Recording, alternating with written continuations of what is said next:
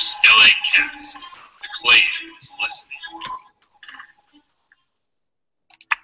Hello, everybody. Welcome to episode 42, I believe, of Shadowhunters SteleCast. Countdown to City of Heavenly Fire Part 4, City of Fallen Angels. I'm Ellie. Hi. Hi.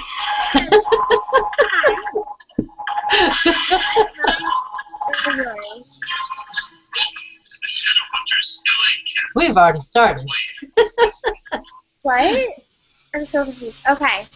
So, welcome. Sorry. Yeah, is that yours? Yeah, that's me. Okay. I'm like, where's it coming from? Okay. Sorry. Hi, I'm Ellie. And I'm joined by co-host Natasha. Hi, Natasha. Hi, Goofball here. And we will be joined in a bit by Christina, but she's running a little bit late today. So we are within the month that City of Heavenly Fire comes out. That is crazy. Isn't that crazy? That is crazy. But I don't know if I'm excited or scared. I'm excited. I'm right. super excited. Like at the store, I went back here, or when I was there yesterday.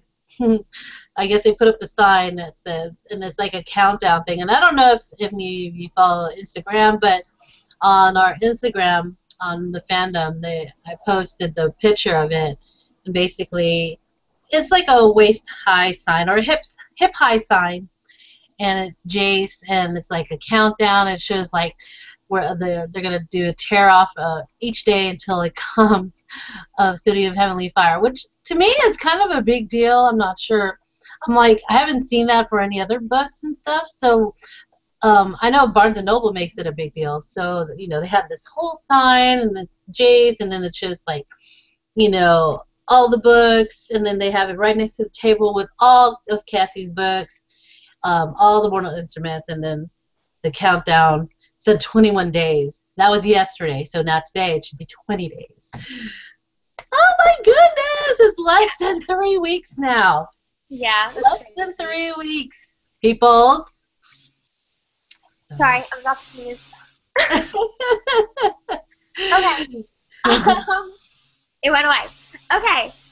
So tonight we're going to go through some news. A lot has happened since our last episode. We're not going to really talk about everything because then the episode would never end. We're going to try to fly through that as quickly as possible and then spend a large chunk of time talking about City of Fallen Angels. Shall we start with some announcements?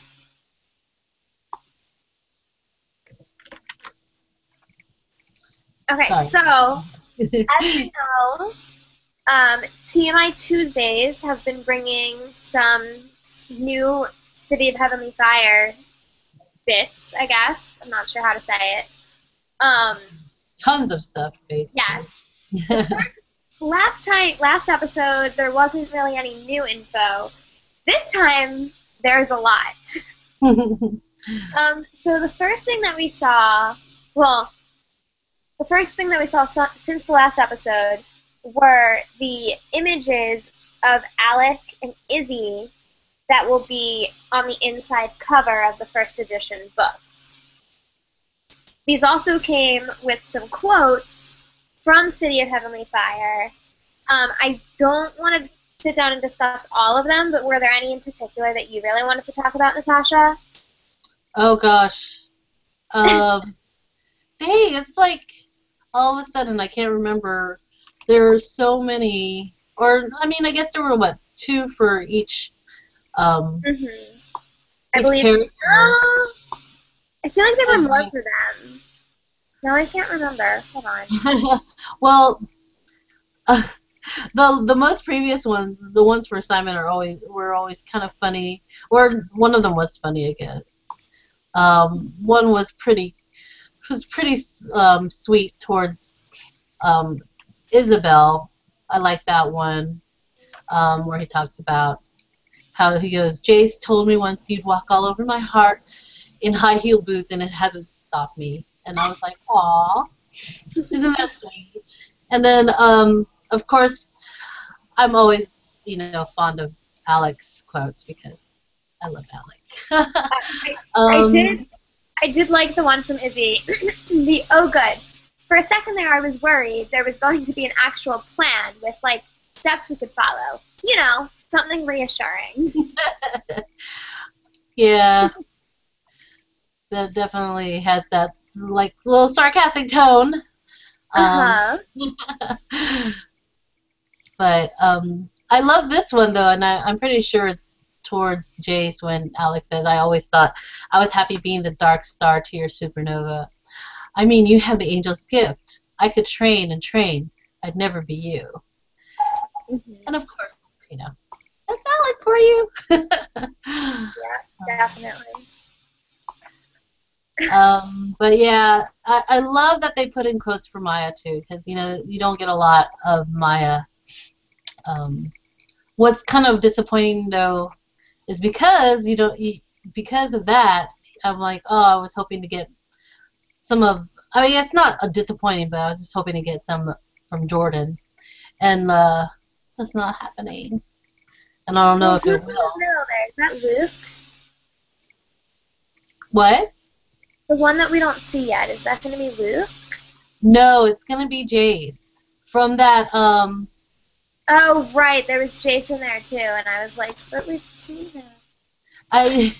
Well, yeah, he's on the cover, but he's obviously the center.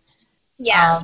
And then if any of you guys do go to the Barnes & Noble, you'll see that is the form that Jace has, and you'll be able to put two and two together.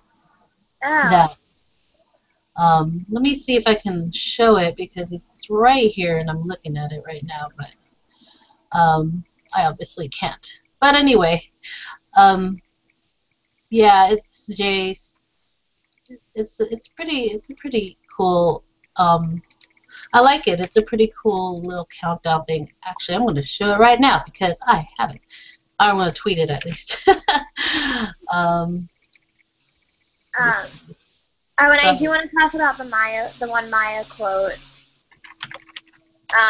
where she says everyone should die with someone holding on to them.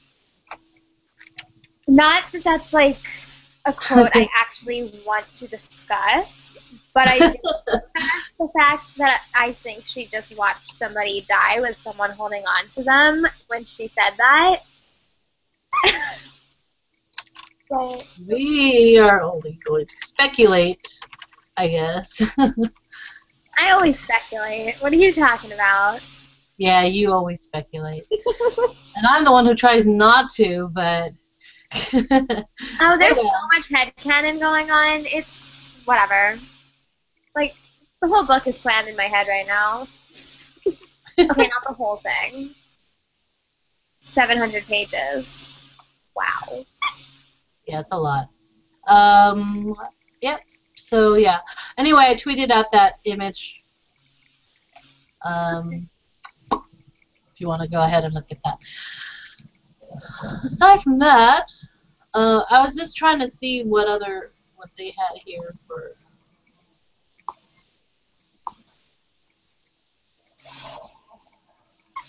for the. Oh, I see. I love Simon. Simon's quotes are so snarky. Okay, so. Shall we talk about the other? Well, why don't we leave the big excerpt for last? Okay, that makes sense. We did have a unidentified snippet, which was released yesterday.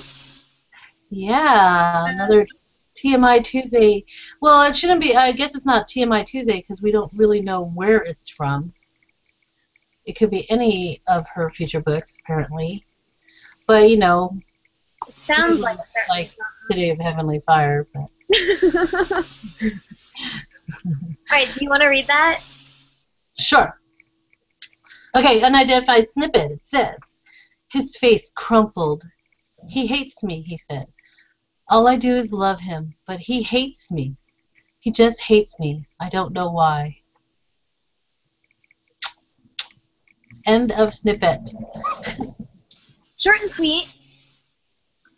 I mean, well, you know, I mean, it could be anything, seriously. I mean, yeah, it's this guy talking about this other guy that hates him. But in a sense, it could also be two brothers, like, you know, brotherly love type of thing. That's very true. It could be something from TDA, or Dark Artifices, where the Blackthorn brothers are added, you know. Or it could be, you know, somebody else and somebody else. But yeah, I mean, it could be from either or. Who knows? Yeah. Nothing set in stone for that. Alright, next. So are you saying that we should do that, like, very last or now? No, we should do that now. Okay. Alright, so I want to mention the Cassandra Jean stuff really quick. And we'll do that next. Okay. Okay, so the last TMI Tuesday thing is a huge scene, 3 scenes actually, that was posted online from City of Heavenly Fire from the beginning. Cassie read the beginning in video, and then the rest was all in excerpts. So we are going to play the audio of the video through here. And then, the audio of the video. yes. And then, oh my goodness. Sorry, there's a dog eating my hair. And then we're just going to briefly discuss the rest of the scene. Okay. Okay. All right, here we go.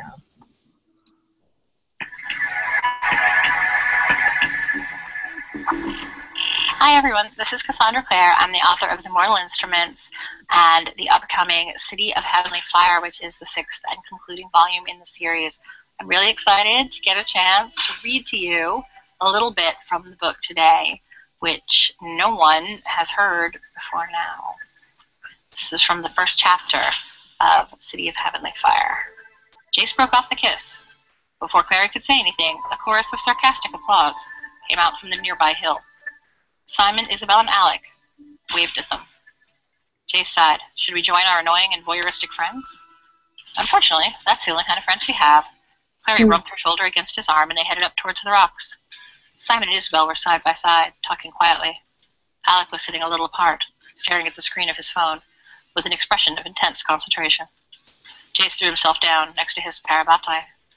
I've heard that if you stare at those things enough, they'll ring. He's been texting Magnus, said Isabel, glancing over with a disapproving look. I haven't, Alec said automatically. Yes, you have, said Jace, craning to look over Alec's shoulder. And calling. I can see your outgoing calls. It's his birthday. Alec flipped the phone shut.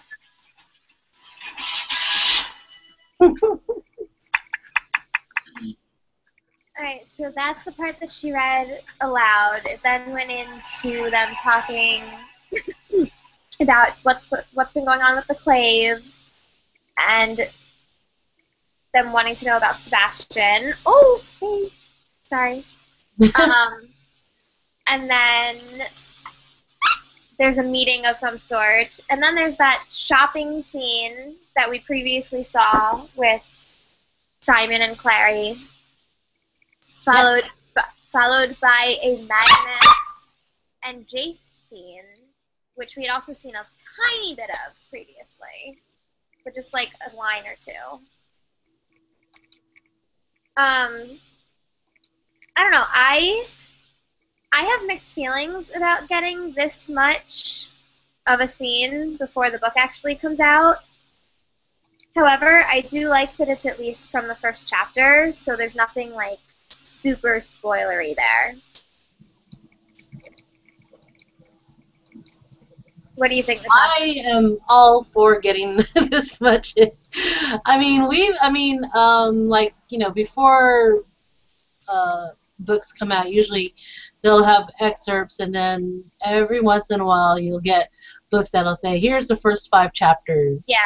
And stuff. And we haven't had that from these. I mean, sometimes we'll get the first 5 chapters like 3 months before the book comes out. Well, it's already 3 weeks before the book comes out, so I'm fine with this. Not only that, the book is over 700 pages long, so I'm not really concerned about spoilers at this time. That's true. This is like a very small percentage. Yeah.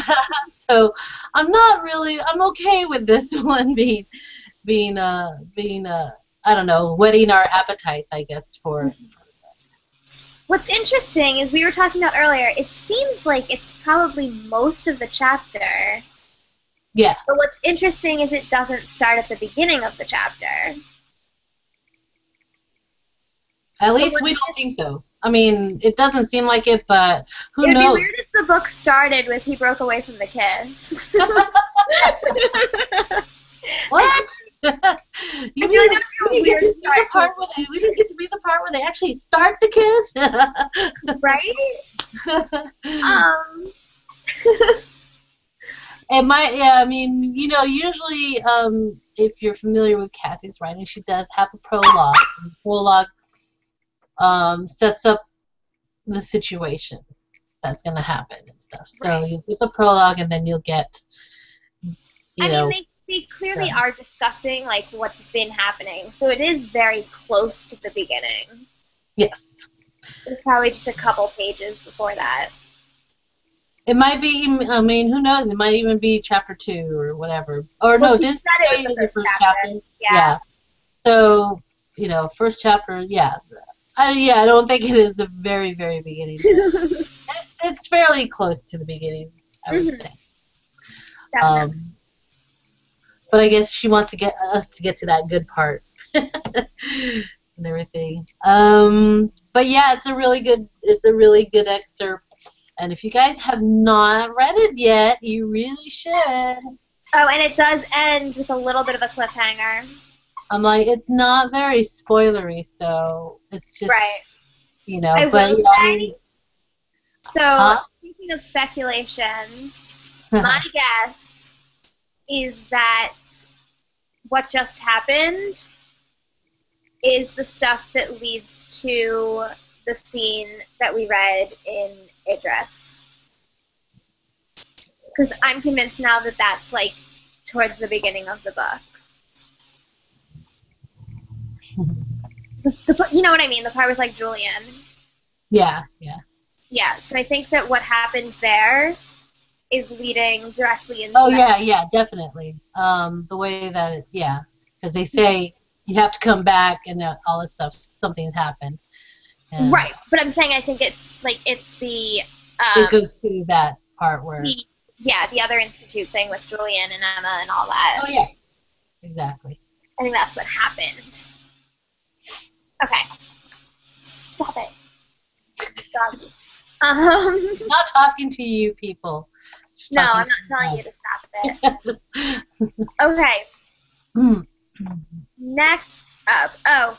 So in the past couple weeks, there's also been a whole lot of really pretty, awesome artwork from Cassandra Jean, including a scene between Jason Gem and Jonathan's Shadowhunter poster, which has a very interesting inscription, several tarot cards, and an awesome Parabatai picture that we don't have time to discuss because we've been running way over time recently, and this would take a long time because each picture is really cool. Yeah. And then, if you notice, Cassandra Jean is like changing her style a little bit, testing out some brushes, and she did another one of Gem. So check them out. Follow her on Tumblr. But yeah, they're all really cool. And Okay. if you like the circle stuff, you'll like it too. Alright, do you want to do our next bit, Natasha? What in regards to her touring international news? Sure, yeah. So Cassandra Clare is going to be touring, obviously. She'll be hitting a couple of international spots, one of them being at the Hay Festival, which apparently is a thing Sorry, we're in our USA bubble. We need I'm Joey like, for that. I know I'm so bad with international stuff, but basically it's in Wales, and so she'll be there. She'll be there with Sarah Rees Brennan, of course. Apparently Henry Winkler is going to be there too. Not that that has anything to do with City of Heavenly Fire, but she did mention that. Anyway, the Hay Festival, it's going to be free, and she'll be doing signings, of course, and all that. I think it's free to go to the Hay Festival, but I think for her event it's $6. So there's that, and then she has the UK launch tour. Woohoo for UK people in London. You'll be all excited. I believe this is it's the Bloomsbury Theatre in London. It's going to be £15. Let me see, which gives you an early copy of City of Heavenly Fire. Lucky you guys. Yeah. And so no spoilers for us U.S. deprived people here. And then I guess she's going to Ireland as well. I believe, is that what she's saying? I'm running through this really quickly, but she's apparently going to tour the UK and London in early June. She hasn't announced specifics about that stuff, so just keep watch over that. And we'll announce it too when we get the news on that. And that's it, I think, for that stuff. Oh yeah, if you guys don't remember, there is going to be like a comic strip type of thing in your books, because you won't get the jacket that the US publication will get, but the comic strip itself is supposed to be really, really cute and really cool. So go ahead and get that stuff. Yay! And in similar news, we knew, in terms of the U.S. tour, we knew that it was starting in New York, but we didn't know much more than that. We now know that Cassie will also be going to Wesley Books outside Boston with Jodi Picoult, apparently, which is cool. I like Jodi Picoult. And they will also be in Philly, which I'm hoping I can get to. Yeah, those are her 3 U.S. stops. Unfortunately, Yes. she won't be touring any more than that in the U.S. for this this release. And I say unfortunately because I live all the way smack dab on the other side. You know what? You get movie theaters. And No. I want it every year, so I'm going to complain about it anyway. let me have this. You're having it. You're having it. So, and not only that, you're having the TPOs thing too. So anyway, We'll talk about that later.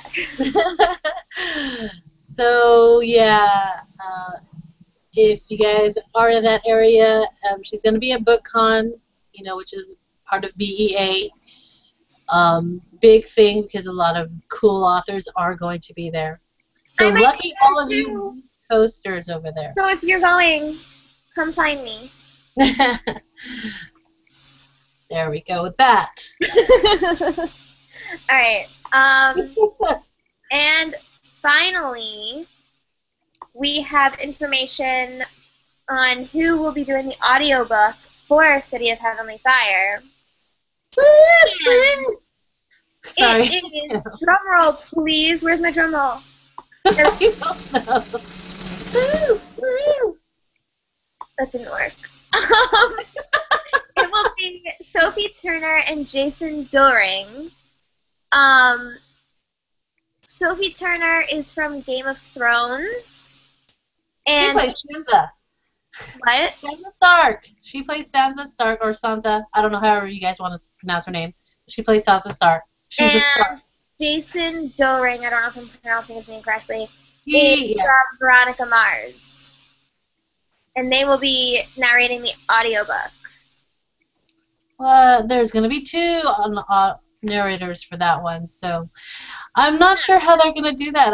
I'm like, because the way that Cassie writes it is that, you know, she writes off of multiple characters' points of view. So I'm not sure how that's. Yeah, I'm wondering if like one of them is gonna do when you're following the male characters and the other for the female characters. I don't know. Possibly. And I believe Jason does not have a British accent, or Who knows? accent. I don't know. And yet, what's her face? All of a sudden, I forgot her name. She has at least a European accent. I don't know where exactly she's from, but so it'll be interesting. If you guys are into, you know, listening to audiobooks, this should be fun. I am, but only after I've actually read the book. So we'll see how that goes. Yeah. All right. I believe that is all for news for today. Do you have any last comments? Not that I know, not that I can think of. I mean, it's all very exciting. We only have like now less than 3 weeks, so I'm just super excited, and you know, can't wait. I really can't wait to read them. I've already requested 2 days off. The first 2 days, I requested that 27th and the 28th off from work, so I'm going to be reading during those 2 days. Hopefully, I'll be finished within those 2 days because I do not want to be having to be interrupted and having to go to work and stuff. Well, I'm going to be working and driving to New York for BookCon, and I don't know how long it's going to take me to finish, but we'll see. And I'm a really slow reader anyway. So it might take me a couple weeks, actually. But which is fine, because if we're going to talk about the book, we'll probably need a month before we should go into spoilers, I think. We'll discuss that later. Of course. Natasha and I have been debating that issue. Debating is a very it's a all right. So it's an appropriate word, I guess. So, oh my, you are not doing this. Shall we? And also, if you didn't notice, Cassandra Clare has been also posting images from Aegis D. I'm not sure how to pronounce that name, but there's another artist basically that does do a lot of fan art for Shadowhunters. And really I guess her name is her name is Dre for reals, and totes reals. But Aegis D. They're really, really pretty. The only reason we don't really talk about them is because they're not spoilery. Yeah, exactly. They're all things we already know about, but they are really pretty. They're so cute. They're so cute. Okay. Now, shall we? What are we on now? Shall we move on? Shall we go ahead and deal with the recap? Yeah, let's do this. Yeah, so we have an hour to go through this recap, and you'd think that City of Fallen Angels is going to be short, but it's not really. There's actually a lot of stuff that happens in this book. It's probably the least favorite of everybody for the most part, but there's still a lot of exciting stuff and a lot of character sections and everything. So we're going to go ahead and hit it off. Do you want me to just go ahead and start? Sure. Okay, so City of Fallen Angels, Part 1. There's 2 parts to City of Fallen Angels, which is it's unusual. Part 1, Exterminating Angels. Chapter 1, The Master. We start off with Isabel and Simon discussing or having, I guess, dinner or lunch or whatever. Simon's all leathery now that he's been dating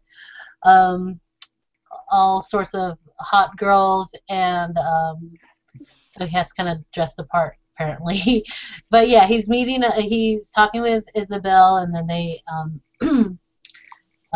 she does actually claim herself as his girlfriend. Oh wait. Kinda? Not really. Not really. Anyway. There we go. That's probably better. Anyway, you know, because Simon is very much dating both Isabel and Maya. There we go. Yeah. And they don't know that they're dating both the same guy. Anyway, so Isabel, you know, the reason why she's stating that is because there's these guys approaching, and they want Simon to meet the vampire master or whatever, their vampire master. He's assuming it's Raphael. So he's like, no, but then he decides to go anyway. And he meets, in character introduction, he meets Camille Belcourt. Alright, I'm gonna slow down. Yeah, you're gonna have to tone that down a bit. Yeah. Anyway, Camille Belcourt is the previous, I guess, or the head vampire of New York, but she's been away, and Raphael has taken her place, and Simon realizes this is the one. However, she has a proposition to make with Simon. Her proposition is that he join her in taking down Rafael Santiago, who we've kind of you know, kind of grown to love, or kind of like, at least. Yeah, in a way. He, you know, he has his, he does take care of his vampire clan. That's really what he cares about. So Simon's like, that's kind of an interesting dilemma. I need some time to think about this. So she gives him 5 days. And that is the end of chapter 1. Okay. Chapter 2. Oh, and I do just want to mention, this is one of those moments when rereading the book, I realized that this is a character that I hadn't met before, and that's really weird. Because, it like, you know, kind of separate from her, from Cassie's other work. right. We should mention that Camille is introduced. She is a new character to this series. Yeah.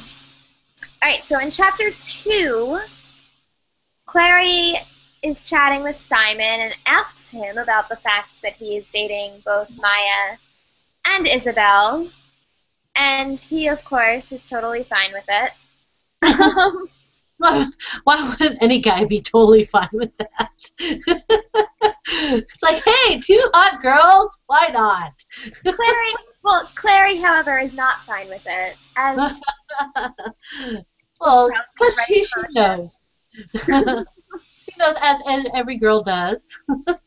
There's also another band name change from Salacious Mold to Millennium Lint.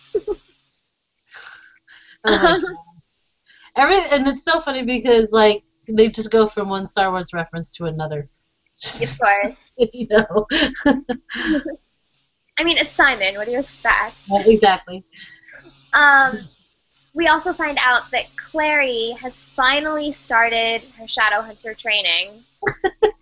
Hayes is training her, but it's not going too well.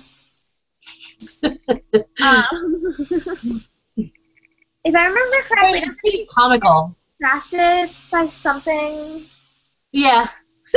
Too. No, or someone, maybe. Someone. Izzy mentions that there was a dead Shadowhunter found in Brooklyn, and the cave is trying to figure that out. We also discovered that Clary has dropped out of high school for said Shadowhunter training, which is not going well. And Magnus and Alec, following their public display in the previous book, are out on a romantic vacation and sending occasional notes home. Wish you were here, yeah. but not really. Like postcards. Yes. And Jace is disturbed by something that he's not talking about. And he tells Claire that he loves her, but then runs away, basically runs away before she can say it back to him. So there's something up with Jace, and Clary is not okay with it. But he does tell her he loves her. Yes. Before he goes. And then, of course, as dramatic as you can be, he, like, says, I love you, and then he closes the door, goes up on the elevator, and she's, like, looking, and she's like, I love you too. Like, he'll be able to hear that. So, unfortunately, she's like, whatever. No, sorry. I couldn't help it. I'm just like, oh, these dramatic and, like, dramatic situations. So, what is wrong with Jace? Anyways. So we'll go to chapter 3. Yep. Chapter 3 is called Sevenfold. Hint, hint. I'll just say that. Sevenfold. Okay. So we have yet to meet all of the band, and this time we actually get to meet Simon's band. You've already met Eric, but now we have Matt and Kirk. And I don't know, maybe we have met them before, and I can't remember, but I could swear that this is probably the first time we've actually met them. I think it is. And funnily enough, they know that Simon is a vampire. They actually think that's cool that Simon's a vampire, and they wish that he could, like, show his vampireness, because that would probably make the band more popular. That they have a vampire, you know, kind of like, I guess, a la Lestat. Anyway, for some reason, all of a sudden the band's name is now Dichotomous Lemur. It was. Why not? I know. Like, let's just change the name again. So it's now Dichotomous Lemur, which I have no idea what that reference is. And while they're practicing in Eric's garage, some dude comes in and he's like, hey, you said that I found this flyer that you're looking for a lead singer, and that flyer was, like, sent out a year and a half ago, but this guy comes in and he's like, hi, my name is Kyle. Oh, Clary's there too, watching the band. And it's like, yeah, do you need a lead singer and stuff? And they're, like, contemplating it. Clary's like, well, you should get him in because he's, like, super hot. She actually says super hot about this guy, Kyle. Mm-hmm. And then they're like, yeah, because they need that. They need a super hot guy in their band. To bring they don't in. have super hot. They need it. Yeah, I'm like, at this moment, like, you know, each one of them has fans, but Simon has a lone fan, and, you know, she's, like, apparently 13 years old, or that's what they think. She has a lone, Simon has a lone 13-year-old fan. So on his way home, all of a sudden Simon gets attacked with a knife, but the guy attacks him, and all of a sudden the guy, I don't know what happens, but he gets decimated and turns into a pillar of salt. What is that about? And then, of course, they mention, yeah, Simon has the mark of Cain, and that's what has prevented him from being killed. And that assailant has been decimated sevenfold.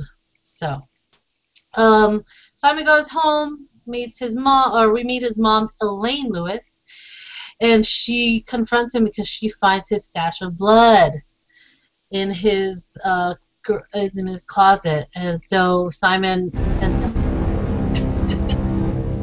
ends up telling her that he's a vampire. She freaks out, and she, like, starts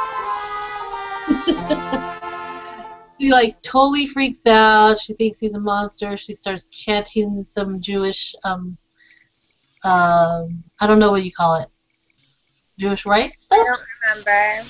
But like, she's just like going on, and somehow Simon is able to calm her down. He kind of like hypnotizes her into thinking that it's a dream, and she ends up falling asleep. And he leaves the house, kind of defeated. It's kind of sad, really. We skip to where Jace is. Jace is recalling his father and the letters that were kept in that box that he has from Idris that Amethyst gave to him, and it's Stephen's letters. We find out that Stephen had written Amethyst even after they were divorced. And this is some interesting news. Stephen was becoming disenchanted with Valentine and the Circle's activities. So eventually it did start hit him that this is this is not maybe right. Yay! I don't hate him. Nails. Yay! So this is what we know about Stephen, is that he was writing Amethyst, and maybe he was starting to feel like this is wrong. Took a little longer than it should have, but I think he kind of came around. All of a sudden, later on that night, Jace is sleeping. He has a nightmare about killing Clary, but it's all too realistic because it's like this hot and heavy scene. They're like making out, and they're about to do it or whatever, and all of a sudden he stabs her. So he wakes up. Not a cool thing to do during a dream, but that's what happens. And yeah, so Jace is just like stressing about the idea that he might be becoming like Valentine. Aww. Anyways, yeah. Yeah. So chapter 4 is called The Art of 8 Limbs. So Simon talks to Raphael. Clary had told him to, right? No, did Clary? I don't think Clary did. Am I losing my mind? Okay. Alright, well, Simon talks to Raphael. No, because Simon felt like he was, or maybe Clary did, but he definitely felt like he couldn't stay at home anymore, so he needed a place to stay. Oh, right, yeah.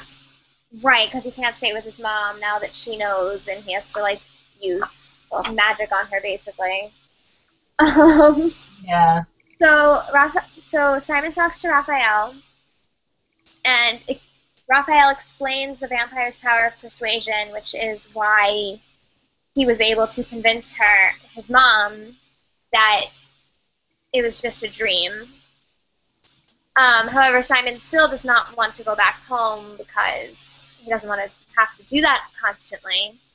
So he asks to stay at the Hotel du Mar, but Raphael tells him that he would have to call him master, sire, or great leader if he were to stay there. And then once Simon mentions Camille, Raphael says that he cannot stay there at all. So it seems that Raphael has a bit of a sore spot when it comes to the mention of Camille. Interesting. So we switch to Jace and Clary at Central Park. They're talking about love because they're not siblings and they're allowed to be in love now. And Clary tells Jace that she would never leave him. And then he trains her, and I don't know how to say this. Muay Thai? I know, I don't either, actually. Muay Thai? It might be Muay Thai. I don't know. Thai? Muay Thai? Well, the art it's of a form of martial arts, basically. Yes. It's a form of martial arts called Muay Thai. One of the many popular ones that are, or growing ones that are out there. So as they are training, the Sealy Queen interrupts them, which, you know, we loved the last time they met the Seal. Well, I actually did love the last time they met the Seal. Whatever. You just love the kissing part in the Sealy. I just love the pain. I'm crazy. Oh, that's right. So the Sealy Queen tells them that she found another dead Nephilim, and Jace calls Maris to tell her about this new development. Meanwhile, the Sealy Queen decides that she's going to mess with Clary and make her doubt Jace's love for her. And of course, this is partly in response to, if you remember at the end of the last book, the Sealy Queen asked Clary for a favor, and Clary basically said, no, because there's nothing I want from you. So the Sealy Queen's not exactly happy with Clary right now. No, she's not. Meanwhile, flashback to Simon. He is sleeping in Eric's garage. Clary offers that he can stay at Luke's place, but he does not like that idea. You know, there's this whole, like, vampire-werewolf thing that's, as much as they try to fight it, kind of just natural, not okay. The new mysteriously awesome and super hot band member arrives to look for his keys, and they're chatting, and then Kyle, the new band member, offers Simon his place to stay at, and Simon accepts. Because, you know, every brand new band member is like, yo, come stay with me, dude that's a vampire.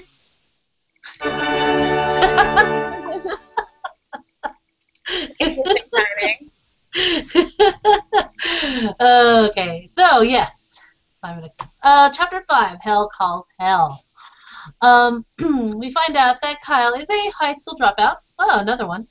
And now is a bike messenger. That's his job. It's like, wow, they're just everywhere now, apparently. But yeah, so, and I guess, like, Simon's, I mean, I didn't put it here, but Simon does mention something about seeing, or I guess it's in Alphabet City that they're at. Simon's place, or Kyle's place is in Alphabet City. It's pretty decent. Simon notices, like, some kind of silvery plant and whatever. And then Maya calls Simon to let him know that she'll be at Clary's dress fitting for Luke and Jocelyn's wedding. That she's... Yay, Luke and Jocelyn's wedding! Luke and Jocelyn are getting married! Woo! And then, of course, Maya's like, hey, are you going to be there? Because I'll be there. I want to see what you'll be wearing so that we can match at the wedding.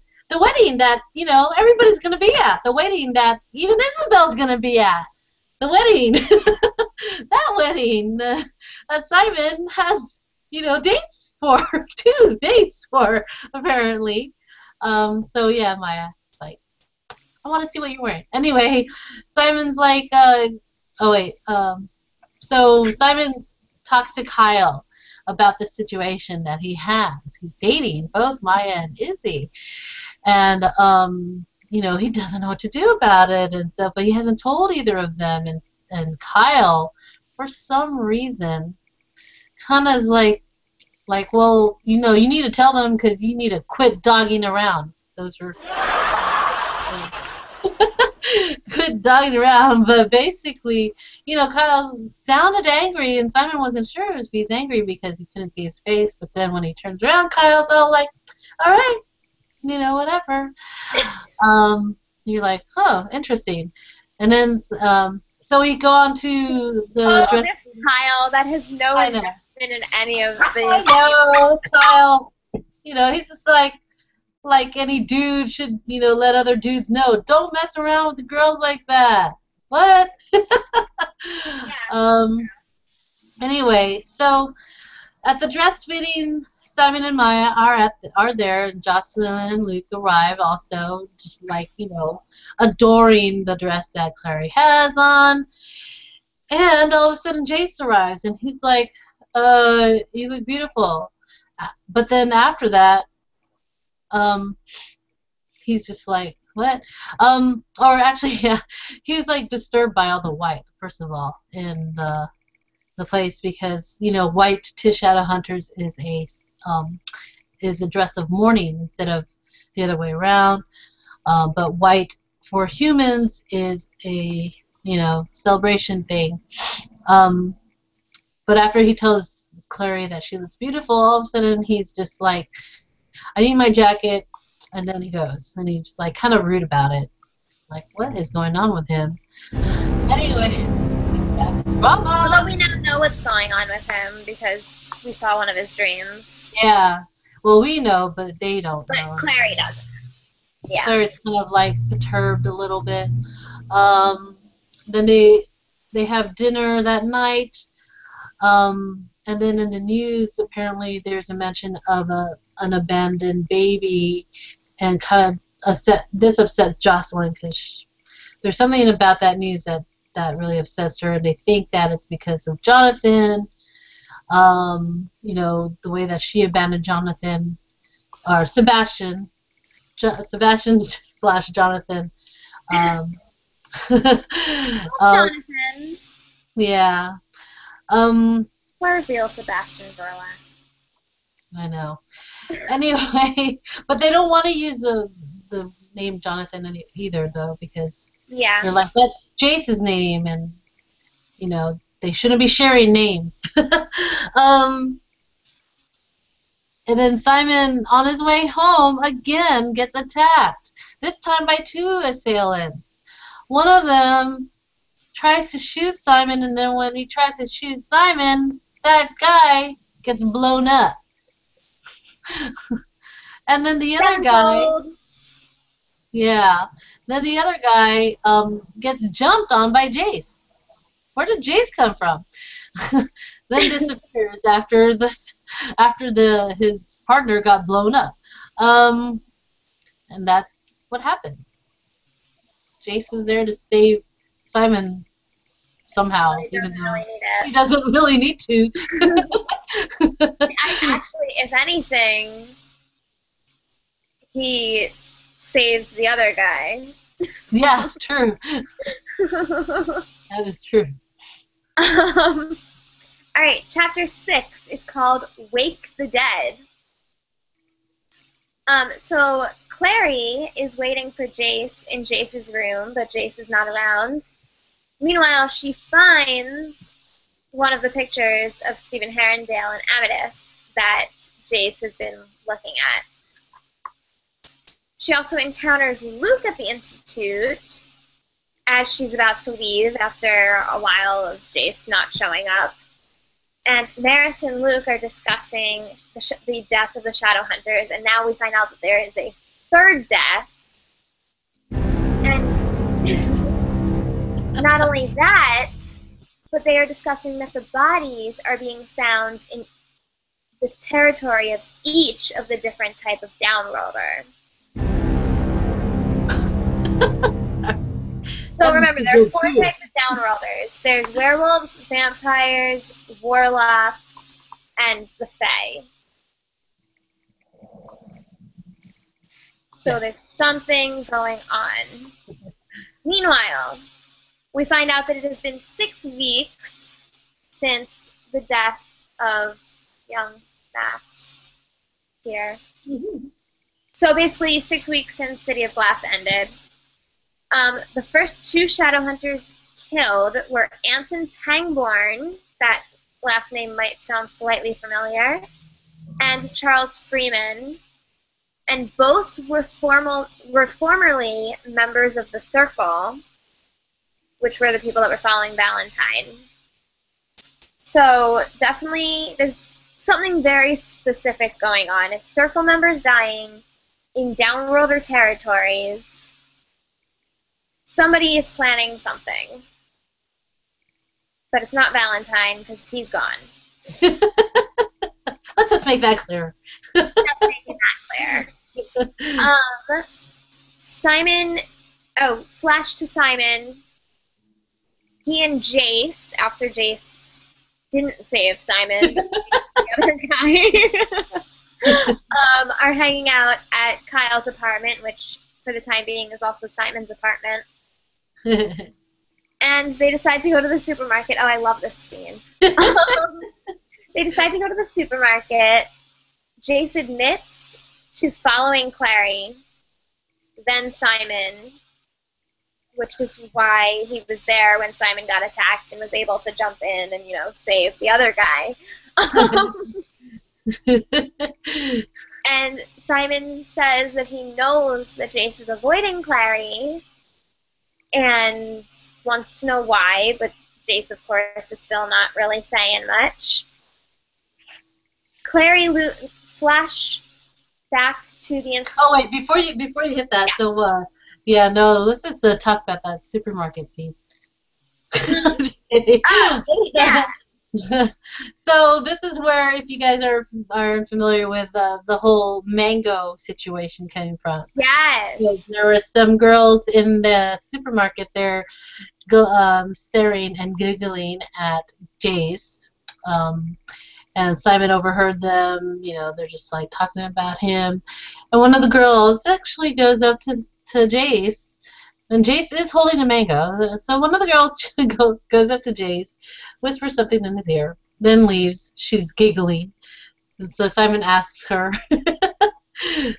well, what did she say? And what did Jace say that the girl said?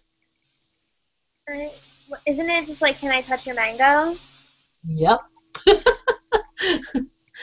But, so if you're familiar with if you've heard people say, something about touching a mango, that's where it's come from. Or the interviews with Jamie saying that girls have asked him if they could touch his mango. And I think Kat from TMI Source actually had a mango. It wasn't a real mango, it was a plastic mango and had his sign, which is kind of funny. But yeah, so they had a mango and tomato soup for Jace to eat. Because he had tomato soup too. I remember that. Because Simon's like, so you like a mango and tomato soup for dinner? So. Yeah. All right, okay, so move on. Flash back to the Institute. Clary, Luke, and Maris decide that they are going to go to the Silent City to find out about this third Shadowhunter death. Mm-hmm. So the last time we were at the Silent City, if you recall, Jace was locked up, and Valentine basically killed all of the Silent Brothers there,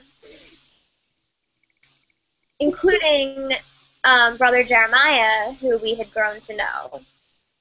Now, we introduce this new character that we know nothing about, named Brother Zachariah. He has closed eyes, a rune on each cheek. However, his mouth is not stitched, and his hair seems to have some hair instead of the shaved head that Silent Brothers usually have. So he's a little bit different than most of the other Silent Brothers, which is interesting.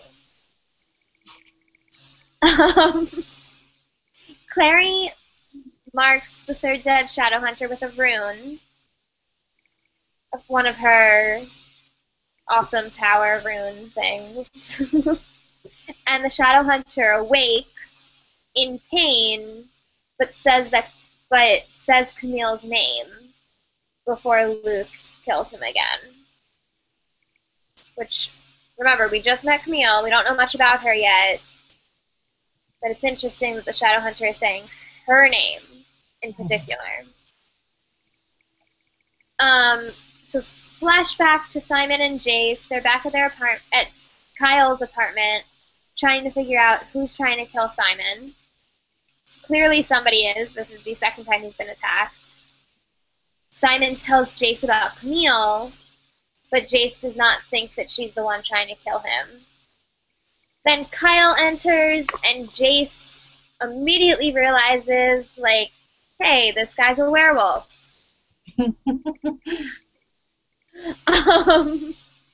Hey! Nice werewolf. Exactly. This guy's a werewolf. He's not human.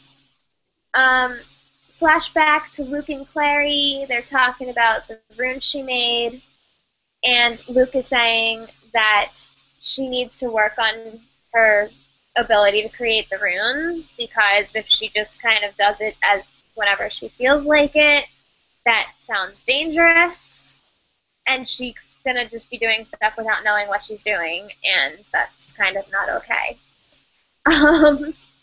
He also tells her that Robert and Maris may need to take some time apart from each other after Max's death,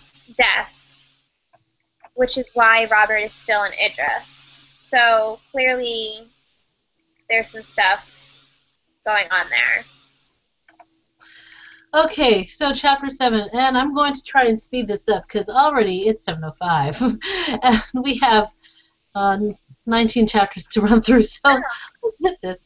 Okay, Chapter 7, Praetor Lupus. Jace introduces himself to Kyle as Jace Lightwood. That's the first time we hear him actually saying Lightwood. And then Kyle finds out that Jace is a Shadowhunter, as is Clary. Find out that the plant that Simon mentioned Kyle had is Wolf's Bane, the silvery plant, which is why Jace kind of had an idea about that. Jace and Kyle clearly don't like each other. There's already this animosity between them. We find that Kyle has an alliance with the Praetor Lupus, and that they fought, and that the Praetor Lupus, find orphan downworlders to help them control their abilities, or get them to a pack, which is why Kyle's there. Kyle is assigned to help Simon in his fledgling status, so that's why Kyle was there. And Jace decides to stay the night at the apartment, again avoiding Clary. Simon calls Luke in the morning because Luke has been trying to call him, and Luke wants to talk to Simon in private. Interesting. At home, Clary incidentally eavesdrops on a phone conversation between her mom and Katarina about the abandoned baby mentioned in Chapter 5. And I should have mentioned this, but I don't believe we've met Katarina yet, have we? I don't think so.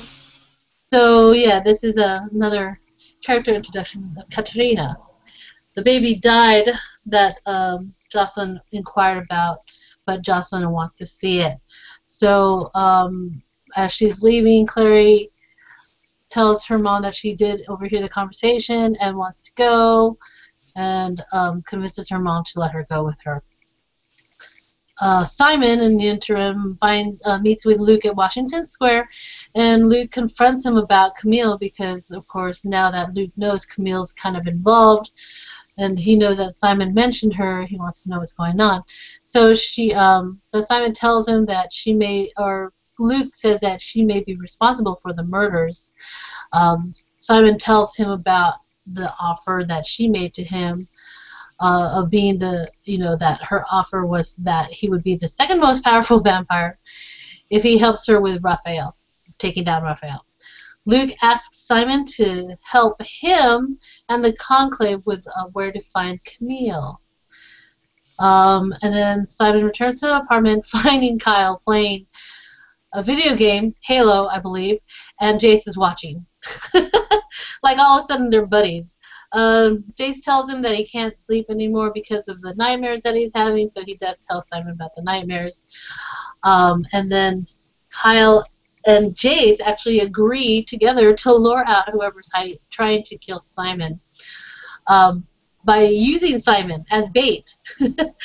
And Simon suggests doing it at the band's gig, so they agree to that. And what's so wrong? Sorry. Yeah, that's easy enough, right? Yeah. Jace does say that he can't be with Clary.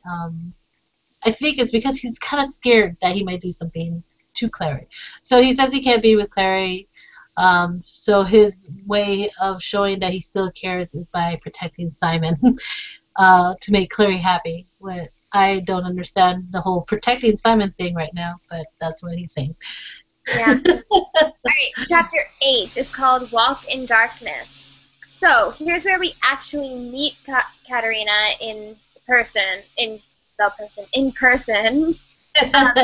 She is a warlock. She has dark blue skin and snow white hair.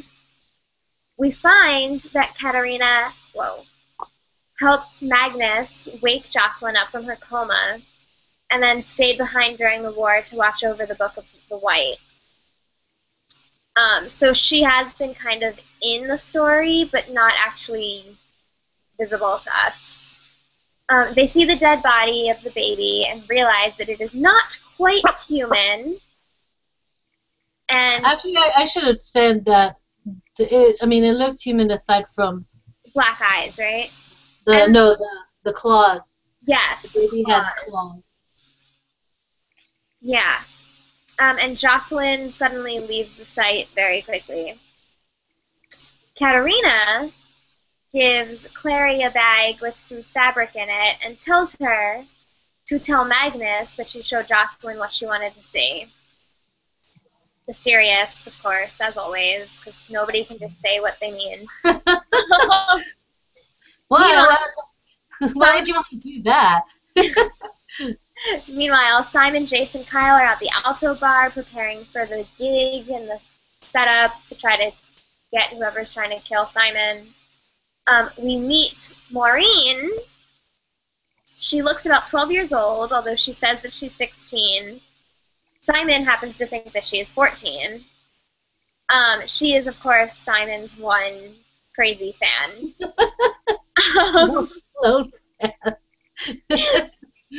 We find out that Magnus and Alec are currently in Berlin. Maris and Luke are confronting Raphael about Camille, because remember, her name came up in the Silent City. Raphael says that he made her leave when he found out that she was killing humans for sport, and he threatened to go to the Clave to take care of her, and she left on her own instead.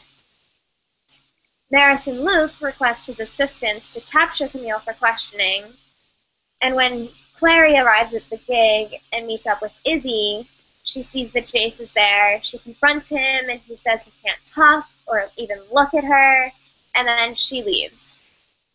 Misunderstanding his statement, of course.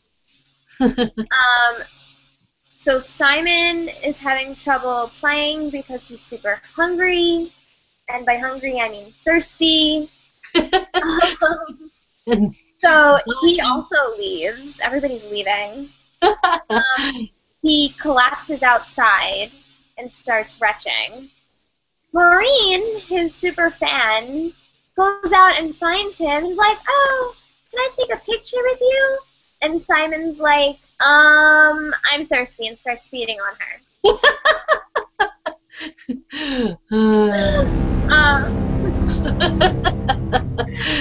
And Natasha, you're up. Okay. So yeah.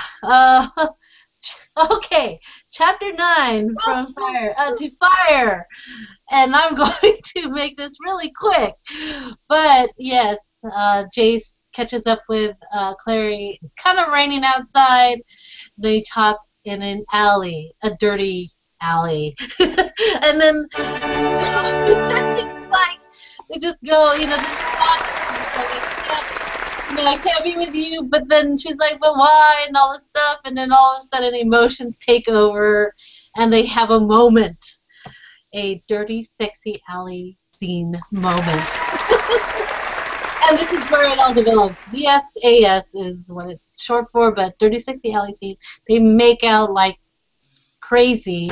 It's raining, they don't care. It's like all wetness just helps apparently. But yeah. So like, they're getting it's really hot and heavy, all this stuff, and all of a sudden Izzy comes by. interrupts them accidentally because she's like, Simon. Of course, this breaks the mood, and Jace runs off. And then where we see Simon is still drinking off Maureen. Kyle is the one that pulls him off of Maureen, shoves him, But then when he shoves him, he gets thrown against the wall, knocking him out for a second, giving time for Simon to check on Maureen, and then he realizes that she still has like some kind of pulse. And then Kyle's like, "No, don't touch her. You know, she's apparently alive still." So he's like, "Go wait over by the van," you know, and stuff. Simon did not realize what he was doing, and Kyle's like, "I'm gonna take care of this." So Simon's going back to the van. He meets with a van promoter, and this one is called Citrina Kendall. She's like, "Hey, I like your band. Here you go. Here's my card. Your band sounds awesome." What? Should have known by then that was that this person is not who she says she is. Anyway, Simon gets an offer by the band promoter, and then so he takes her card, puts it in his pocket. He then meets Izzy at the van, and while she's embracing him, guess who comes up? Maya is there to meet them. So here's where it all goes down. Izzy and Maya find out about each other and confront Simon together. Simon admits to dating both of them and apologizes. I'm sorry, but of course Izzy's like, too late for that. And then all of a sudden Kyle's back after he's taken care of Maureen. Kyle appears, and what happens? Maya jumps on him and totally like attacks. Or she calls him Jordan, first of all. Jordan, and attacks him. Dun dun dun! Alright.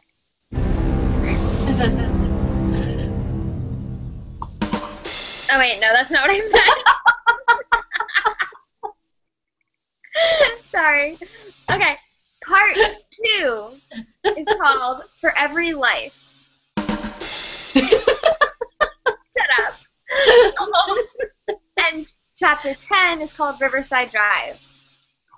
So we find out that Kyle didn't defend himself when Maya attacked him at all. And Izzy was actually the one who stopped Maya from, you know, like, killing him. So Simon puts it together that Kyle is Jordan, Maya's ex-boyfriend, who she had told in the story, turned her and then left. So she kind of hated him. So Simon put that together. We find out that Maureen said she didn't remember anything from what happened in that alley. Well, was that an alley too? I don't know. It was like the back side of the building or something. So Maureen didn't remember anything. So Kyle put her in a cab home. Simon realizes that Kyle could help him control his vampire side. And after what happened with Kyle, with Jordan, whatever his name is, and Maya, he understood the idea of, like, Kyle knew what he was saying when he said that it's hard to control, basically. Now he does. Yeah. Right. So Clary draws one of her special runes on a cloth from the morgue, and an address appears. The address is 232 Riverside Drive, the Church of Talto. She texts someone to meet her there. Back to Kyle telling Simon his story, well, his side of the story with Maya. He says that he did love Maya, and we find out that her dad was black and her mom was white, and she was apparently discriminated against in New Jersey because of that, which is where they were from. Kyle was bitten in a fight, and 3 weeks after, he became uncontrollable, and he ended up hitting Maya in anger and jealousy. And then the night before his first change was when he saw Maya dancing and kissing another guy to prove to Kyle that they were over. When he changed, He attacked her and bit her, and the next day, on his way to explain the situation to Maya, he was stopped by a member of the Praetor Lupus.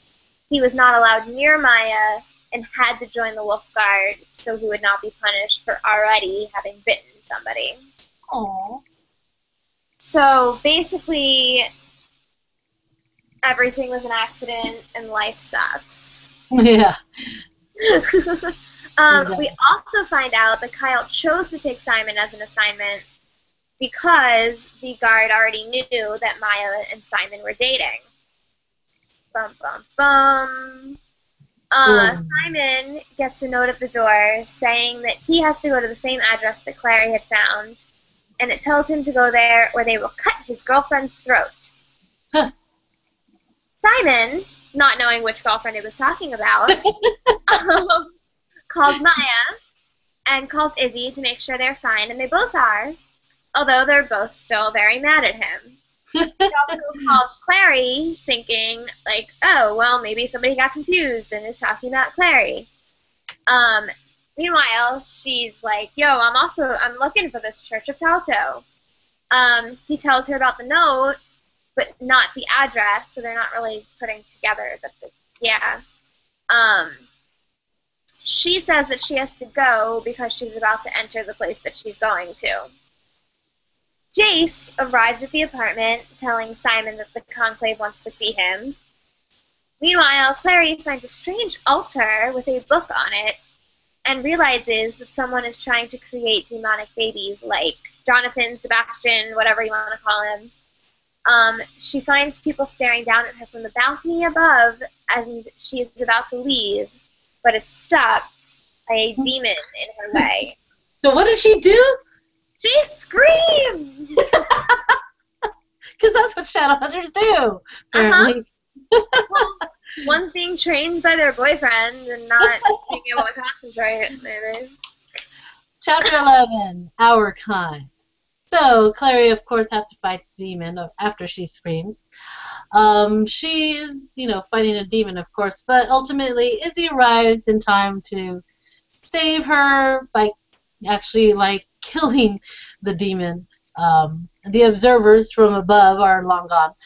Simon, also, while this is happening, Simon calls upon Camille. And he's, somewhere near, I guess, outside near the Institute, but he calls Camille and he finds himself in an abandoned Douglas National Bank. And he stalls to her by hinting that he agrees to join with her. She's like, oh, you must sign this oath and stuff and everything. You'll be bound to me. But before that can be done, the Shadowhunters come through a portal.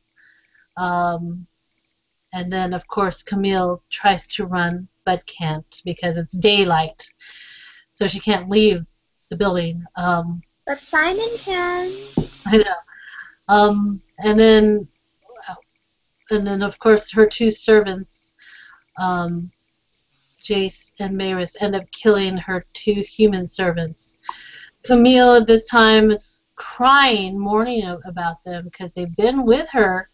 This is almost kind of sad. They've been with her for basically 200 years. They arrest her for the death of humans and Shadowhunters. And Camille says that she's only going to answer to one person, and that one person is Magnus Bane.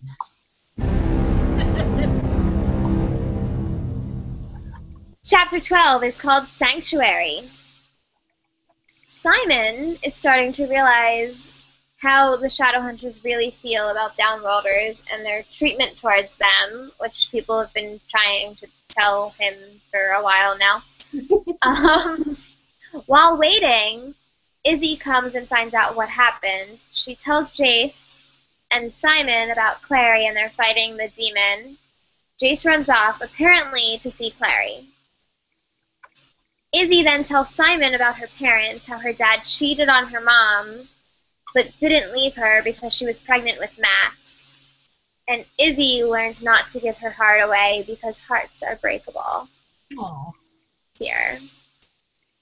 Simon and Izzy have a bit of a moment and are about to kiss when Simon all of a sudden remembers what he did to Maureen, And Izzy takes his reluctance as an insult, and she leaves him just standing there. Jace still tells Clary he loves her, even though he's been acting very, very strange. And we find out that Clary has the same white star on her shoulder that he has, since she has been touched by an angel as well. Oh, interesting. They make out, taking off shirts, getting down. Then Jace actually cuts her with the knife that was in the box that belonged to Stephen Herondale, and immediately jumps off the bed, sinks to the floor, and completely has a breakdown, which, he should. Camille, flash to Camille telling Simon that she knows he fed on a human recently. She can tell. You can smell it. Varys comes back with Magnus and Alec in tow now, so she kind of interrupted their playtime. Oh, playtime. Camille and Magnus exchange very knowing glances, and we find out that Magnus and Camille had dated in previous times. Chapter 13, Girl Found Dead. So, yes, we find out Camille was Magnus' girlfriend 130 years ago. And Alec is super jealous. It was 130 years ago. Anyway, Alec shows his jealous side. Jace finally tells Clary about his nightmares. And she suggests that maybe it's not nightmares, not just nightmares, but something forced into his mind. So she suggests going to see the Silent Brothers about it, and he agrees. Down below, in the sanctuary, Camille asks Magnus to make a plea for her to the Shadowhunters so she would not be executed. She admits to killing the Shadowhunters. Aww. But under somebody else's orders. So he agrees to talk to them for her. And then Camille, in her manipulative way, offers eternity with Magnus. But Magnus knows this. He's like, no, you're my past. Alec is my future. Aww. Jace and Clary are now at the Silent City. Wait, you skipped the most important part. What? That Alec heard it? What? You skipped the most important part. What? Camille mentions my favorite person in the entire world. Yeah. Okay, yes. Fine. So, yes, Camille's like, do you remember London? Do you remember Will Herondale? He looks exactly like Alec, or Alec looks exactly like him, and all this stuff, and I forget what else she says. But, yes, she does mention Will Herondale and how Alec looks like Will. So, yes, there's that. But, yeah, Magnus is like, not you. Alec is my future. And Jace and Clary at this time go to the Silent City, and he gets interrogated by the brothers. They find out that he died, that he had died and was brought to life, and so the balance of life and death has been upset because of this. Brother Zachariah approaches them alone and tips Jason's chin. I love this part. Tips Jason's chin up to face him, saying something kind of confusing to Jace. He says, would that I had been there when you were growing up. I would have seen the truth in your face, Jace Lightwood, and known who you were. Whoa.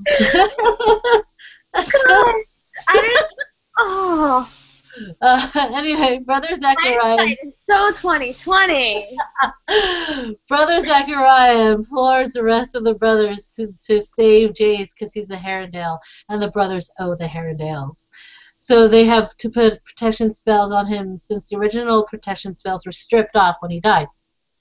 So Jace agrees to stay in the Silent City alone for the next couple of days, forcing Clary to leave. And Jace tells her to tell Alec and Izzy that Jace is with Simon. And then where Jordan is, Jordan wakes Simon up. I guess this is like the next day. Jordan wakes Simon up to show him a newspaper article showing Maureen was murdered, cut throat. Her throat was cut. He realizes that Maureen was the girlfriend the anonymous caller threatened to kill if he didn't go to that place, that Church of Telltale. Bum, bum, bum. What dreams may come. So Jace notices the letters JG. Sorry. In the cell he's sleeping in. Jace dreams and has a conversation with Max Lightwood in his dream. Dream Max convinces Jace to cut himself, because that's something Max would totally do. Yeah. And Dream Max then uses the blood to mark Jace with a rune on his chest, right above his heart. And then he says, "As you have dealt pain, so shall you be dealt pain. As you have caused grief, so shall you feel grief. You are mine now, Jace Lightwood. You are mine." I don't think that's Max talking, in case you're wondering. At the urging of Jordan, Simon calls Izzy and tells her what happened to Maureen. Izzy recognizes the address as where she helped Clary and tells him to go to the Ironworks, which is where Luke and Jocelyn are having their engagement party, and bring Jordan. At the event, Kaylee from Takis, I don't know how to say these words, gives Clary a bell from the Seelie Queen. So if Clary needs to summon the Queen, for whatever reason, all she needs to do is ring the bell, because we know how much we trust the Queen. Yes. Clary and Jocelyn have a chat about Jace, and Jocelyn admits to not knowing Jace well, but she sees the same vulnerability in Jace as she did in Celine, Jace's mom. Simon and Jordan arrive, and Izzy threatens them if they talk to Maya, and they agree. So neither of them are allowed anywhere near Maya. Of course not. Chapter 15, Beati Bellicosi. Simon and Jordan join Clary in the table where Alec and Magnus are. And of course, they kind of look a little off because Alec is mad. He has his arms across his shoulders. And Magnus is playing with his scarf. When Magnus tries to start a polite conversation with Jordan, he mentions Woolsey Scott, the teacher of the leader of the Praetor Lupus. Alec starts arguing with Magnus about people Magnus has slept with in the past. Storms off because he does say, "Did you sleep with Woolsey Scott too?" Maya confronts Simon. Simon apologizes and tells him why Jordan was with him and why Jordan never contacted her after he bit her, so Maya knows now. Clary sees Jace there and confronts him outside, but Jason's a little off again. He's like, I want to, he's trying to be all nice. He's like saying he wants to bind himself to her. And so she somewhat allows him to. He marks her with a rune, but she doesn't recognize it, and she realizes it too late that it isn't right. And all of a sudden she passes out. Meanwhile, Magnus and Alec have a serious talk about the relationship. Alec questions who Will is. Who is this Will Herondale? Then asks if Magnus wanted the Book of the White to make Alec immortal, so they could be together forever. But before Magnus can explain his side, Izzy interrupts. Izzy, why are you interrupting every time? Izzy interrupts, telling them that Camille has escaped. But before Magnus leaves, he tells Alec that he is not trivial. Simon is confronted by Maureen outside of Ironworks. Which is what he was afraid of, that she was still alive and she's a vampire, and here she is outside of Ironworks. She is a vampire. She convinces him to come with her to the people that want him, because if he doesn't, they will come after those he cares about. Whatever. Chapter 16 is called New York City Angels. So Simon and Maureen arrive at a condo, which is still under construction. Meanwhile, Jordan, Izzy, Maya, and Alec are looking for Simon 30 minutes after he left their sites. Izzy explains Simon's situation to Alec, and they all decide to leave the party to keep looking for him. We learn... Did we actually officially learn this? Yeah, after, yeah. Okay, yeah. You can mention it at the next part. Okay. So we learn that Satrina Kendall, the person that claimed to be interested in Simon's band, is actually Lilith. So we learn this because Maureen finally brings Simon up to the person responsible for trying to kill him. And it turns out to be Satrina Kendall, the one from Chapter 9, who was like, oh, your band is awesome. Her real name is Lilith, and she is the first of all demons. Satrina shows him a glass coffin filled with a cloudy liquid, and in that coffin was our favorite person, Sebastian, and he is unconscious. Because remember, at the end of the last book, Jace stabbed him, but they never found the body. Yes. So while Alec is taking watch downstairs, Izzy, Maya, and Jordan are searching the apartment for clues. Maya and Jordan chat, and Maya tells him that she knows his whole backstory now, and Jordan's very remorseful. Izzy finds Satrina's card, which she had given Simon. And Alec finally joins them, and she shows him the card. He recognizes the name as one of 17 names that Lilith uses, and mentions Talto as another. Izzy tells them about the Church of Talto. Alex explains that Lilith's vengeance on God is to weaken or kill infant humans, and she created demons by scattering drops of her blood in a place called Edom. They decide to start at the address on the card and look for Simon further. And at the condo, back of the condo, Lilith is explaining how she came through the doorway that Valentine opened up when he was in Idris. Oh, Valentine! Yep, damn that Valentine. She pulled Sebastian, Jonathan, whatever, and placed him in the coffin to keep him barely alive, but she needs Simon blood in order to fully revive him. Simon says no, but she reveals, hey, guess what? Jace is here, and he has Clary with him, and, you know, I have control of Jace, and he's gonna kill Clary.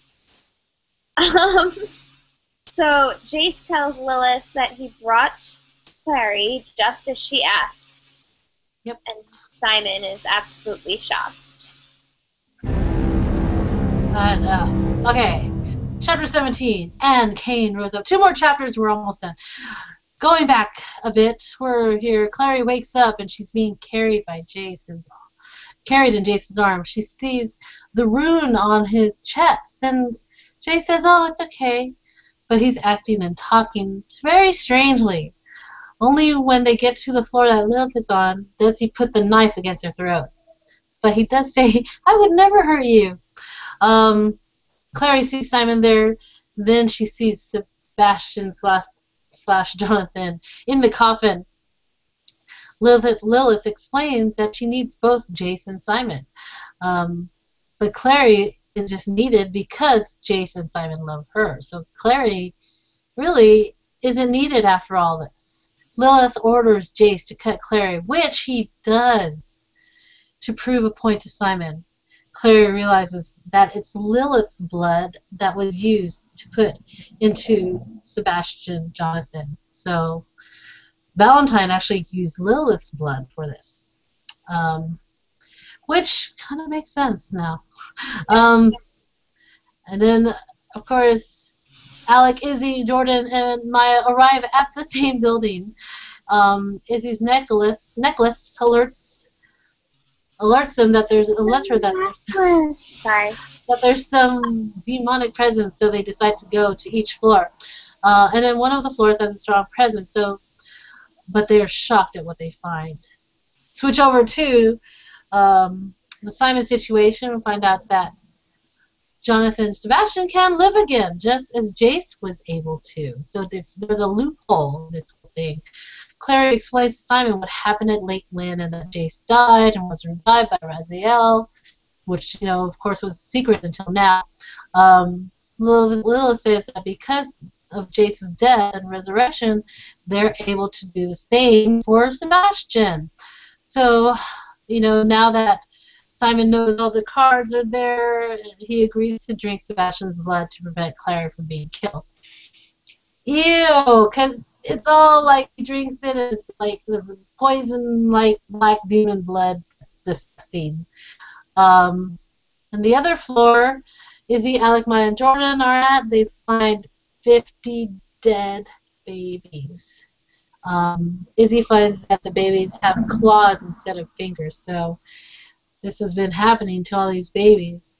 One of the Lilith's worshippers are there, and so she and Alec interrogate her while Jordan and Maya search for other babies. And that person that they're interrogating is a woman who is one of the mothers that sacrificed her baby for Lilith.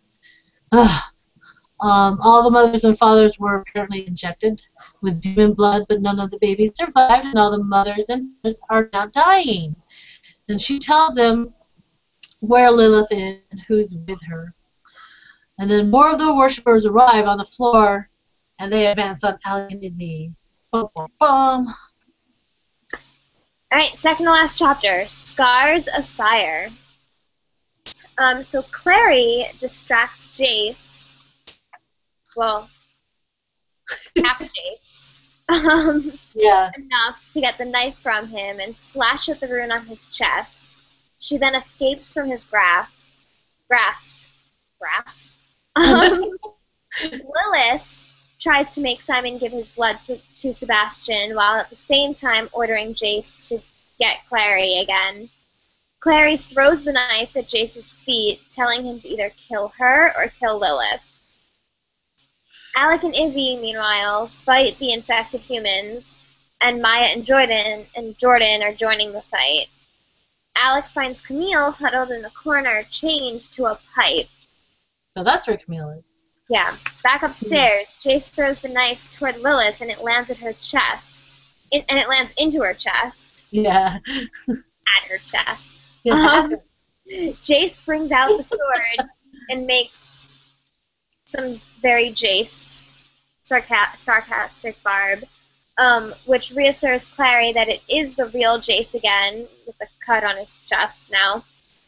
Lilith summons some hellhounds to attack, and one launches itself at Clary. Back downstairs, Camille agrees to kill the Shadowhunters for Lilith because she did agree to kill the Shadowhunters for Lilith because she knew that Lilith would kill her if she did not. So we find out that Lilith was trying to replicate Valentine's plan, combining Shadowhunter blood with demon blood, but it failed every single time because the babies died. Alec is about to leave her there for the clave, but she manipulates him into freeing her and talk of possibly giving a way to be with Magnus forever instead of growing old, which of course is something that Alec has been thinking about. Izzy finds him there, and Alec is distracted enough by this for Camille to escape. The Hellhound pins Clary to the back upstairs. The Hellhound pins Clary to the ground while Jace is dealing with the other one. Clary pulls free of the chain, holding the Morgenstern ring to use as a weapon at the Hellhound, briefly injuring him, and then Jace kills it. Jace pushes Clary to the elevator, telling her, get out, go be safe. Please go. Yes, and then he confronts Lilith. Simon is still not really able to do much because the demon blood was disgusting. Basically, it was poisonous to him. Jace tells Lilith that Clary is no longer there. Lilith pulls Clary out of hiding, being like, haha, guess what? She is. Jace is basically shocked into submission, and Lilith starts whipping Clary with a silver wire. And after a second time, Jace and Simon look at each other, and Simon knows what to do. On that third whipping, Simon slides between Clary and Lilith's whip, So Lilith uses the whip, and instead of hitting Clary for a third time, it starts to hit him in the face and chest. And of course, sevenfold, Lilith dies, turning into salt, and then she is nothing. Boom! Just like that. Yay! Alright. Chapter 19, last chapter. Hell is satisfied. Jace has Simon carry Clary since he doesn't feel like he doesn't feel worthy, I guess, enough to carry her. So Simon carries Clary so she can't walk to a broken ankle. Down below, Izzy and Alec exit not down below, actually. Izzy and Alec exit the elevator just as Simon, Jace, and Clary are about to enter it. And they're like, oh, wait, what are you doing here? Jace asks Alec to heal Clary with Stele, then goes to the far. Then he just kind of steps back to the other side of the room. So Izzy hugs Simon. Aww. And then Alec uses his Stele to heal Clary. Everything is explained to each other from both sides, so now we know what's going on. And then they realize that even though Sebastian is barely alive, even though Izzy wants to just, kill him, he cannot be killed because it could kill Jace as well, since they are now kind of tied to each other. Everyone except Jace decides to leave, leaving Jace to stay with Sebastian's body and wait for the clave. But just as the elevator doors are about to close, Alec pushes Clary back out into the room to give her time alone with Jace. And then down below, where Maya and Jordan are, they realize that the others aren't with them also, and they're like, hey, where are they? Left. Then they see a light, and then they're, Maya's briefly scared. She wraps her arms around Jordan, and then kisses him. And then, of course, he asks why. She's like, I don't know why, and all this stuff, but he doesn't push it. Up above, Jace and Clary talk about their guilt, and then they make up and kiss, and kiss, and kiss, of course. The clay finally arrives. Jace gives Clary the Morgenstern ring back with the chain. It's like, I don't know why you still keep it, but he's like, it's for you. Clary goes down to see her mom while Jace waits there for the clave to retrieve Sebastian's body. Down below, Simon and Izzy talk about her looking and coming for Simon, which Simon is really touched by.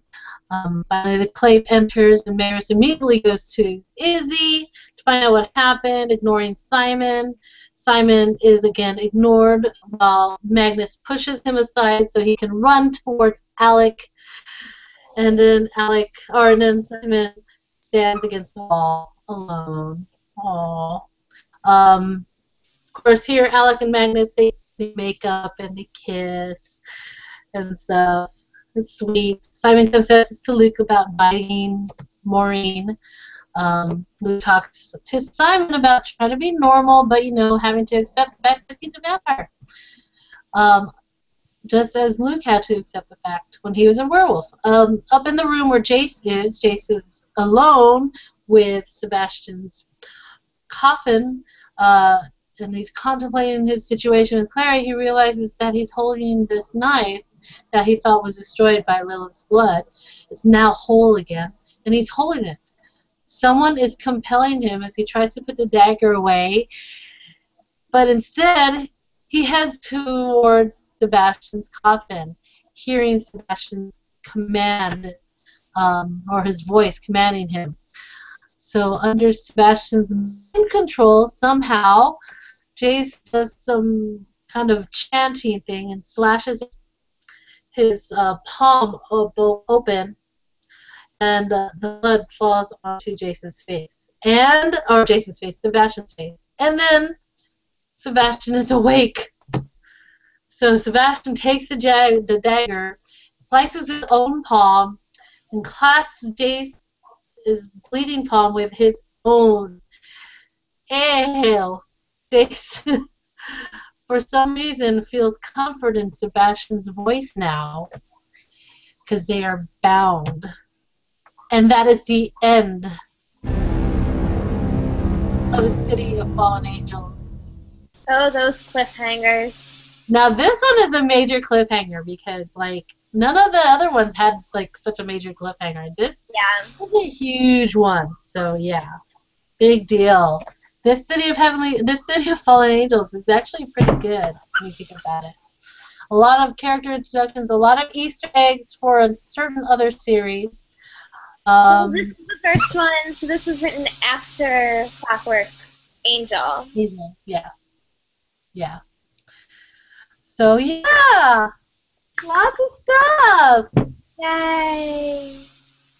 Alright, so that was our Fallen Angels discussion, and we hit almost 2 hours again. Sorry. And a little bit less. I know. So our next episode will be within a week of City of Heavenly Fire. We'll be discussing City of Lost Souls. So, goodbye for now. We will see you then. And bye!